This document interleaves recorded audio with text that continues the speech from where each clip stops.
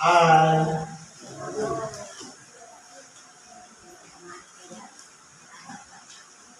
the Father's name,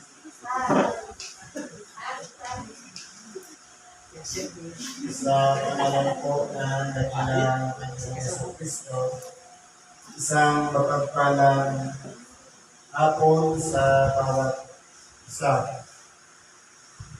Dito po tayo sa pagpapatuloy ng ating gawain kung saan ating pong pinibigyan ng buhay ang mga sitas o mensahe na ipinagkakaloob sa bawat gawain. Meron pa tayo dito pangalawang aralin. Sabi ko sa Ebanghelyo ni Apostol Juan, Kapitulo 14, versikulo 1 hanggang sa 12. Huwag magulumihanan ang inyong puso, magsisampalataya kayo sa Diyos, magsisampalataya naman kayo sa atin. Ito po ay sinabi ng ating dakilang Panginoon, Hesus Kristo.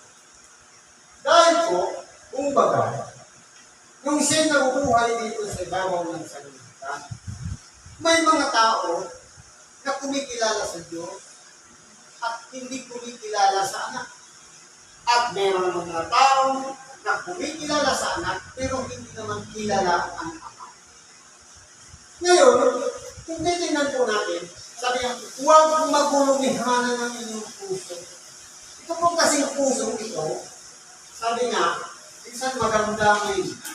Kung ano po yung surroundings, kung palagi natin nakakasalamuha, halimbawa, may kapitbahay ng nagsisigasan sa asawa, nakikita mo, napitin mo, akala mo, kasama ka na rin doon. Nanonood ka ng pelikula, palaging barilan, minsan nakala mo parang kahit tulog ka, hindi pagsubukan ka. Kung ikaw naman, palagi kang nanonood ng drama, minsan iyakan ka. Pag puro naman comedy, masayahin ka. Kaya ngayon, kung hindi nila po nasa surroundings po natin, nasa kapaligiran ng natin. Kaya ngayon, yung sitwasyon na to, ito yung sitwasyon na yung tao balisa.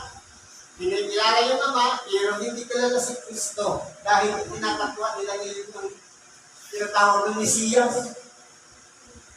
Kaya akala ng mga Escribas Pariseo, si Kristo, lumutang lang doon, kinukontra yung utos ng ama. Pero hindi po ginagawa natin. Dahil siya nabuhay sa ilalim ng pamamahala ng kautosan ni Moises. Sabi nga, ngayon sabi niya, magsisampalataya kayo sa Diyos, magsisampalataya naman kayo sa amin. Ano po ba ang ibig sabihin ng pananampalataya?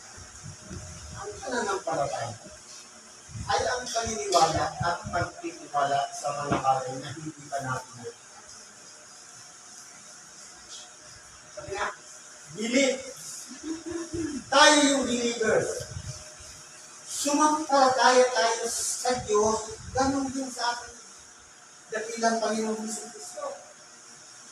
Sabi nga, sa bahay ng ating Ama ay maraming tahanan. Kung di ngayon ay sinabi ko sana sa inyo sapagkat ako'y paroroon upang ipaghanda ko kayo ng dakong kalalagyan. At kung ako'y pumaroon at kayo'y may paghanda ng kalalagyan, ay ulit parabito ako at kayo tatanggapin ko sa aking sarili kung saan ako naroon kayo naman ay tumuon. Kaya kung titignan po natin, sinisecure dito ng ating dakilang kanina kung ano yung magiging buhay after life. Dahil po, kung dito po sa ibabaw ng sanlibutan, meron tayong kinikilalang bahay, panalangin, kung mga simbahan, meron tunay na bahay ang Diyos. Sa makatuwid, yung kanyang tahanan, maraming silid. Kung baga, meron ng preparasyon ang ating Ama sa kalangitan sa magiging kalagayan natin. Kaya ngayon, sabi ng ating dakilang Panginoon, ako'y paroroon upang ipaghanda ko kayo ng kalalagyan. Kaya po, nung nabubuhay pa siya dito sa ibabaw ng sanglibutan, kinakailangan niya munang isakripisyo ang kanyang buhay bilang pinag-aalay upang sa ganoon matubos tayo sa kasalanan. Kasi yun lang po ang pinaka-target niya, yung kanyang naging isang buhay na iaalay niya nang sa ganoon matubos ang lahat ng kasalanan ng tao. Kasi po, ayon sa kautusan ni Moises, kapag ang isang tao nagkasala, mayroong katumbas na kinakailangan ipabuhos na dugo. At minsan lamang pumasok sa kakumpagalan ng araw ng ating dakilang Panginoon na matakumbagay. Tinatawag siyang dahilan sa serdote, na ang saserdote gumagawa ng pagtutubos ng mga kasalanan, pero siya mismo sarili ng dugo ang ipinangtubos ng kasalanan. Kaya po, pagkatapos ng magawa niya yun, nung mamatay siya, ito na yung ginawa niyang paghahanda na kung saan siya pumaroon, tayo naman ay dumo. Ibig sabihin, kung paano natin sinusundan siya sa kanyang mga aral, sa kanyang mga ipinapahayag na banal na salita o salita ng Diyos, dapat po kung saan napunta ang ating dakilang Panginoon doon sa kalwalhatian ng kanyang Ama, dapat kasama niya tayong naroon din sa kanyang kinalalagyan. Kasi yun po ang gusto ni-secure ng ating dakilang Panginoon. Yung magiging posisyon natin dito sa ibabaw ng sanlibutan, pagkatapos na tayo mamatay, saan kaya tayo Panginoon? Kaya kung siya'y namatay, nabuhay na ulit sa mga patay, nandun siya sa piling ng kanyang Ama, dapat doon naman tayo pumaroon. Hindi ba napakaganda ng offer ng ating dakilang Panginoon. Kung saan ako doon ay tayo naman ay lumuhon. Ibig sabihin, kung nasaan siya sa mga panahon na yun, dapat papunta naman tayo sa kanyang pinaloob. At kung saan ako karoon, ay nalalaman ninyo ang lahat. Ngayon, itinuturo niya ngayon yung tamang pamamaraan para makapunta doon sa ipinaghahanda niya. Sabi niya. Ngayon, may nagtanong. Sinabi sa kanya ni Tomas, Panginoon, hindi namin nalalaman kung saan ka paroon. Paano nang nalalaman namin ang daan? Siyempre po, sa lahat ng bagay na paparoonan mo, meron talagang pagdadaanan. Ito kung ka ng luwa, siyempre ang daan, sa highway. Kapag hindi daan. Ngayon, yung pagtatanong ni Tomas, hindi niya sure kung saan, kung ano yung sinasabi ng ating dakilang Panginoon, kung saan siya paroon. Kaya ang hinahanap ngayon niya, daan. Dahil, kung ikaw nga naman maglalakad, walang direksyon, paano mo mapupuntahan yung paroonan mo? Kaya kinakailangan, hanapin mo yung daan. Hindi yan ba eh, dadaan ka doon sa talahibang, kung dadaan ka talaga doon sa tamang daan. Kaya sabi na natin natin ng Panginoon, sinabi sa kanya ni Jesus, ako ang daan, at ang katotohanan, at ang buhay. Kung palalawapin natin mga kapatid, sabi niya, ako ang daan.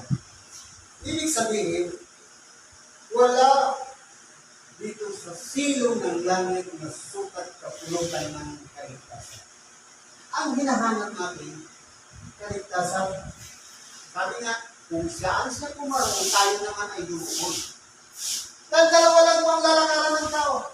Malapad na daan at makipot na daan. Ang ating dakilang papunta doon sa makipot na daan. Ngayon, kung hindi natin alam na ang daranan, dapat kilala natin ang luhugan ng ating dakilang Panginoon. Dahil siya lang po ang mag-o-over ng pinakadaan na walang iba sa lahat ng bagay gagamitin natin ang kanyang anak. Dahil po, kapag nasumpungan natin kung nasaan ang ating dakilang Panginoon, napipil po natin na tayo'y lumalakad din sa katotohanan at tayo'y nagkakaroon ng chance o upang magpatuloy dito sa ibabaw ng sanlibutan. Pagkat tayo nagkakasala, ang mahalaga, isinusuko po rin natin ang ating sarili para ihingi ang tawad sa Diyos para malaman natin. Kasi po ang hinahanap natin, yung daan, yung katotohanan, at sa kabuhay. Siya po yun, ang ating dakilang Panginoon. Sino mas naghanap ng daan? Ako ang daan, ang katotohanan, at ang buhay. Ibig sabihin, walang ibang kapupulutan para masumpungan natin yung tamang pamamaraan para makaparoon tayo kung sa tinarunong na ng ating dakilang Panginoon. Kundi siya lamang. Ibig sabihin, kailangan kumunit muna tayo sa ating dakilang Panginoon para makuha natin kung saan talaga tayo paroroon. Kung doon tayo paroroon sama, kung nandoon ang ating dakilang Panginoon, dapat hanapin muna natin ang daan. Hanapin muna natin sa ating mga sarili, ang ating dakilang Panginoon sa Kristo. Saka natin masusumpungan ang daan. Pero kung malayo po tayo sa ating dakilang Panginoon, hindi po natin masusumpungan ang daan. Sapagkat walang ibang pangalan sa silong ng langit sa pangalan lamang ng ating dakilang Panginoon, Isus Kristo. Ano pa sabi niya? Sino man na hindi makaparoroon sama kung di sa pamamagitan ko.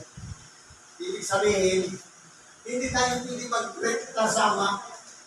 Dapat palaging nakakunik muna sa ating dakilang Panginoon Isus Kristo. Kumbaga, sa kuryente, yung source of power, ang ating dakilang Panginoon siya yung wire, at tayo naman yung appliances. Hindi siya ilaw, hindi siya aandar, kung walang wire. Kaya kinakailangan natin i-connect muna sa wire bago magkaroon sa kanya. Kaya kinakailangan natin ang ating dakilang Panginoon sa Kristo. Kung ako'y nangakilala ninyo, ay mga kilala ninyo ang aking Ama. Buhat ngayon sa inyong mga kilala at sa inyong nakita.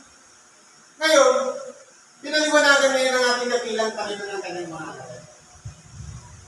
Kung nangakilala ninyo ang ating Ama, buhat ngayon yung mga kilala at sa inyong nakita.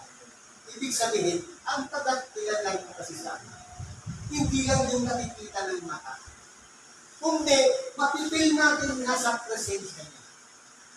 Sabi nga, ang Diyos, Espiritu, kinakailangan natin siyang sambahin sa Espiritu at katotohanan. Totoo, kilala natin ang ating Ama. Pero kinakailangan may connection tayo sa Kanya. Sa pamamagitan ng aral na pinapahayag sa atin ng ating dakilang Panginoon. Ito yung magiging daan para makilala natin lubusan ng ating Ama. Kaya nga siya naging daan dahil kung yung Ebanghelyo, kung hindi tayo napaliwanagan, hindi natin makikilala ang Ama. Kaya nga po siya ang daan. Siya rin ang katotohanan. Dahil walang halong kasinungalingan ang ipinangangaral sa atin. Na tunay na mararamdaman natin ang presensya ng Diyos sa oras na isuko natin ang ating mga buhay. Magpasakop tayo sa Kanya. I-surrender natin ito. Mapipin natin yan. At yung buhay na yan ay tatanggapin natin kung tayo'y nagtitiwala at naniniwala sa Diyos na ating sinasampalatayanan. Ngayon, sabi nito, nag-react naman. Sinabi sa kanya ni Felipe, Panginoon, ipakita mo sa amin ang Ama at sugat mo po sa amin. Ngayon, ang pumasok sa isipan ni Felipe, yung makita niya visually. Katulad din naman tayo ni Felipe na nasa kalagayang tao na gusto natin makita ng ating mga mata. Pero sabi ng ating dakilang Panginoon, sinabi sa kanya ni Jesus, wala ko ng panahon na kayo kasama, hindi mo ako nakikilala, Felipe. Kasi po ang gustong malaman ni Felipe, dahil simple, kung ikaw nga naman ng tao, Kapag may anak, alam mo may ama. Ibig sabihin, kapag kilala mo ang anak, kilala mo rin ang ama. Kaya magiging dalawa. Pero pagdating dito sa paliwanag ng ating dakilang Panginoon, makikilala ang ama sa pamamagitan din ng ating dakilang Panginoon. Kasi po, sa reprelate ng mga tao, 1+1 was 4. Ama. Ang ama na yan, sa ate, dua sila. Pero sa paliwanag ng ating dakilang Panginoon, ang ama at ang anak, 1+1 equals 1. Dahil unite sila, nagkakaisa sila sa pagkaplano, nagkakaisa sila sa pagkadyo, nagkakaisa sila sa paninindigan, nagkakaisa sila sa kanilang kaluwalhatian. At higit sa lahat, nagkakaisa sila na nakakaunawa ng isipan ng mga tao. Pero ang mga tao ay hindi siya nauunawaan. Katulad ni Filipe. Ngayon, nilagay natin sa spiritual na pamumuhay. Paano natin mapipil si Kristo? Sabi niya, ako ang daan, ang katotohanan, at ang buhay. Ngayon, kung wala sa atin ang katotohanan, hindi natin kilala ang daan. At hindi rin tayo nabubuhay sa piling ng Diyos, business. Si Kristo na hindi natin kilala na pagkaya kung makilala natin ang Ama. Sabi na, ang Diyos Espiritu. Ang Diyos tag-ibig. Kapag naghahalo na sa ating puso ang pag-ibig o pagpapahalaga sa ating kapwa, wala na tayong kaaway, kaalit, kasamaan ng loob, ibig sabihin yan, hindi na nananahan sa puso. Pero kung mayroon pa rin dinakit sama ng loob, pagdaramdam, walang puwang din. Dahil, punong-puno yan ang galit o dinakit sama ng loob, anong makapananahan din ang mga? Wala.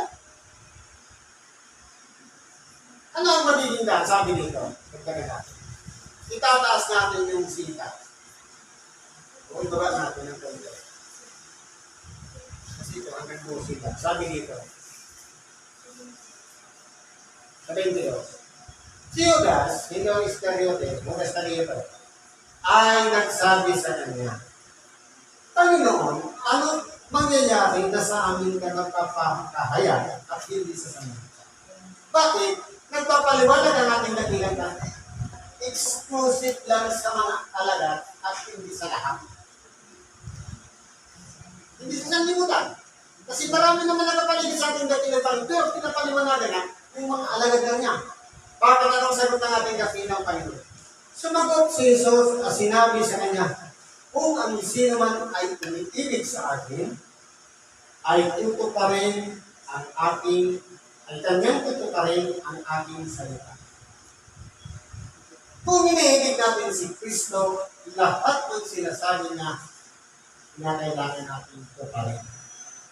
Kapag tinupad natin yan, sabi niya, at siya'y iibigin ng ating Ama. Mapapalapit tayo sa ating Ama, iibigin niya tayo, mapipil niya yung pag-ibig sa atin ng ating Ama. At kami pasasa Kanya at siya'y gagawin namin aming tahanan. Kaya po, titignan po natin, dalawa po yung papasok sa isang kaisipan na walang magkasama silang papasok sa ating puso, iiral na yan ang pag-ibig at ang katotohanan. Dahil po, dalawa na silang mananahan sa ating mga puso. Kaya, ang pag-surrender sa ating dakilang Panginoon ay pag-surrender na rin sa Kanyang Ama. Kung pag-surrender sa ating Ama, nag-surrender na rin tayo sa ating dakilang Panginoon. Kaya hindi po sila dalawa. Sila po ay dalawa sa paningin ng tao, pero sila'y iisa sa layunin sa makatuwid bagay, magpakilala siya ng lumusan. In shortcut, wala na tayong ibang lalapitan. Kahit lumapit tayo sa ating dakilan tayo, nakalapit na tayo sa Ama. Humingi tayo ng tawad sa Diyos, nakahingi na rin tayo ng tawad sa ating dakilan tayo. Ganun po yung vice versa. Iisa lang yun. Kaya, ang paliwanag dito ng ating dakilang Panginoon, hindi ka ba nananampalataya na ako'y nasa Ama at ang Ama ay nasa atin? Ano pa ang proof o patotoo? Kasampalatayanan mo na ang ating dakilang Panginoon na kasampalataya ka na sa kanyang Ama.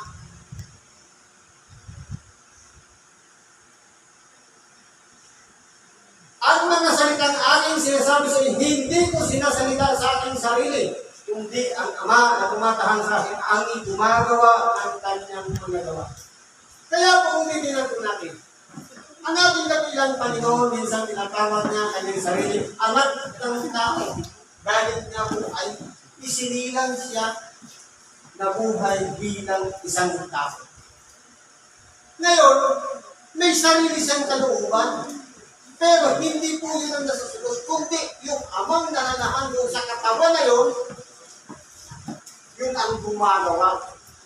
Kaya, kapag sinampalatayanan natin ng Ama, sinasampalatayanan din natin yung magagawa ng kanyang anak, parehas lang yun. Dahil isa lang ang gumawa, yung nananahan doon sa kalooban ng ating dakilang sa makatuwid bagay man ng Ama. Kaya ba nang sinasabi ko sa sarili, magsisampalataya kayo sa akin, na ako'y nasa Ama at ang Ama ay nasa akin, o kung di kayo'y magsisampalataya kayo sa akin dahil sa mga gawain. Ganun na lang. Sumampalataya ka sa Ama, sumampalataya kayo sa ating dakilang Panginoon. O kung hindi, sampalatayanan mo ang ating dakilang Panginoon dahil sa kanyang mga gawa. Parehas lang yun. Dahil ang gunagawa, yung Ama nga, ginagamit ng yung katawan na isinilang ni Maria. Dahil nagdoon na nanahan ang Ama para gumawa ng mga gawain ng Diyos. Kaya kung tinignan natin, hindi ba yun? Sabihin natin, kung siya ang gumagawa ng kanyang Ama, o yung Ama ang gumagawa sa pamamagitan ng ating dakilang, bakit pa siya tumingala sa langit? Naman sa mga kamay mo, itinatagubilin ko ang ating espiritu. Kaya sino kinakausap niya ngayon? Dahil po ang Ama ay sumasalahan. Kaya hindi tingnan po natin. Ano man ang kalagayan natin, tayo man nasa problema, nasa kasayahan, kalungkutan man, o kaginhawahan o katuwaan man, kahapisan man o kaginhawahan, ang Diyos ay sumasalahan. Tawagan lang natin siya. Madali po siya magkapitan. Ang important kasi doon, meron tayong aksyon na gagawin. Yung pagtawad, isa po yung aksyon. Ngayon, dahil siya'y nag-aantay lang, ang mahalaga doon, meron tayong nagawa ng isang bagay na tawagin siya. Kaya kung titignan natin, wala tayong may itago sa Diyos. Hugad tayo sa Kanya. Lalong-lalo na kung tayo po isinuko natin ang ating mga sarili sa Diyos, lahat ng ating mga ginagawa. Mabuti man yan masama. Sinusulat yan sa aklat ng buhay. Kaya nararamdaman natin yung presensya ng Espiritu Santo na hangahan sa atin. Minsan, inuudyukan tayo na ganito, linggo pumunta ka ng templo. Bago ka umalis ng tahanan, manalangin ka. Palaging nakakumit na tayo sa Kanya, kaya wala tayong may tatago. Ubad tayo sa harapan ng Diyos. Sabi nito, katotohanan sinasabi ko sa inyo, ang sa akin ay sumasampalataya, ay gagawin din naman niya ang mga gawang ating ginagawa. Kung tayo po ay sumasampalataya sa ating dakilang Panginoon, magagawa natin yung ginagawa ng ating dakilang Panginoon. Ano yung mga gawa na ginawa ng ating dakilang kami na pwede natin gawin? Walang iba, yung mga ibanghelyong ipinangaral niya. Halimbawa, kung dati noon, hindi pa natin kilala si Kristo, kapag nagalit tayo, tumatagal ng panahon. Yung kilala na natin si Kristo, sabi niya, kung ikaw ay magagalit, huwag mo malulumugan ng araw ang iyong galit. Ibig sabihin, ngayon ka lang, makipag-ayos ka na. Huwag mo nang patagalin yung galit. Kapag naglilimos ka, huwag mong ipakita o magpatulog ng pagkakat para makita ang ginagawa o na pagtulong sa kapwa, kundi manatiling lihim ang mga bagay na ating ginagawa. Sa pananalangin, huwag mong gagayain ang nagawang paulit-ulit.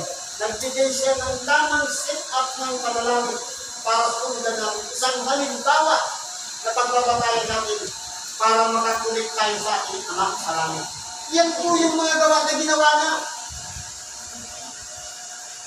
Kaya, sabi niya, ang sa akin ay sumasamba ay gagawin din naman ang mga gawang aking ginawa.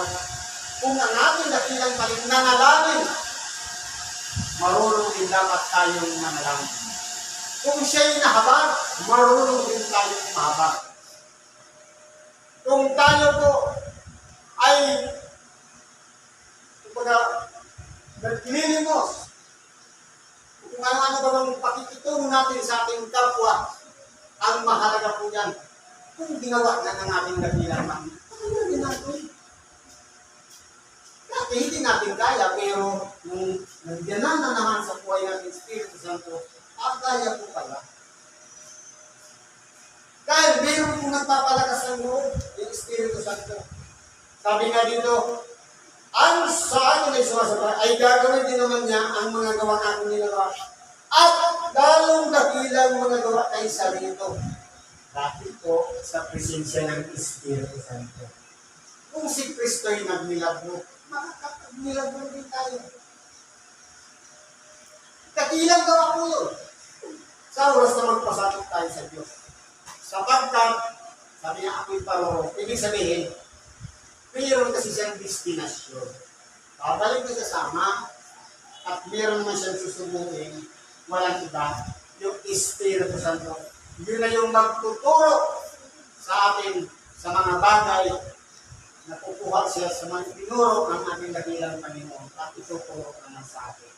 Kaya kung titignan natin, ang pangangaral ng Ebanghelyo, hindi lang nagtapos sa kanyang mga alagad. Nagpapatuloy-tuloy hanggang ngayon. Marami pang henerasyon ng lulutang na magpapangaral din ng salita ng Diyos. Kaya po, ano man ang kalagayan ng tagapangaral, anong sikta o denomination, ang mahalaga po ron, hindi yung inaaniban, hindi yung mensahe o laman ng Ebanghelyo na ipinapangaral. Hindi po yung pinaka-importante. Kasi doon po tayo makapagtukulit sa Diyos. Yung salita na ating tinatanggap at sinasampalatayanan. Kaya po, kung nakikilala natin si Kristo, mas lalo natin kilalanin ang Ama. Dahil, isa lang sila. Kung kilala natin ang Ama, mas lalo pang palalamin natin ang katotohanan na dapat nananahan sa buhay natin. Yung natin masusubuhan daan, at kung din ang buhay na pinakasam-asam natin, ang buhay na walang hanggan. Siguro po, hanggang dito na lang ang pag-ibigay natin sa oras nito. Salamat po sa Diyos, kalumang natin mga kahilingan, kahilingan. Tulog natin lagi sa Diyos, suk natin sa Kanya. Sa ngalan ni Kristo, salamat at mapagpalang hapon sa bawat isa.